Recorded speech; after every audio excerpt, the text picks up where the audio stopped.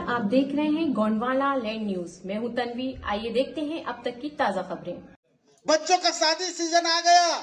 शादी कराने के लिए पैसा नहीं होता है तो उसी जमीन को गिरवी रख करके वो शादी करवाता है। घर के सारे खर्चे उसी जमीन से पैदा हुए अनाज से चलता है। सोचिए यदि 3 पीढ़ी के बाद जब आपके पास जमीन ही नहीं होगा, जो मैं कल बताया था, है ना, जब जमीन ही नहीं होगा, यदि परिवार का कोई व्यक्ति बीमार पड़ेगा तो कौन से जमीन को गिरवी रख करके इलाज कराएगा। बच्चों का शादी होगा तो कौन से जमीन को गिरवी रख करके शादी करवाएगा। संपत्ति नाम का कुछ चीज बचेगा? एसेट नाम का कोई चीज बचेगा? एसेट उसको कहते हैं जिससे इनकम आता है। सभी संपत्ति को एसेट नहीं कहते। एसेट मतलब संपत्ति।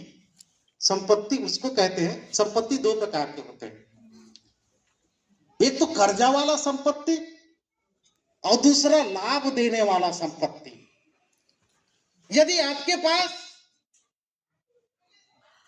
पिकअप है, बोलेरो है, यदि वो रोज किराए में जाता है तो रोज वो आपको पैसा देता है, इसका मतलब क्या है? वो आपका संपत्ति, एसेट है। लेकिन यदि आपके पास कार है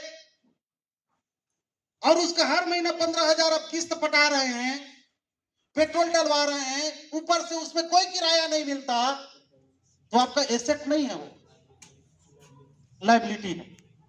जिसको देयता, जिसको दायित्व बोलते हैं ना। तो हम सब लोग अभी किसमें फंसे हुए हैं?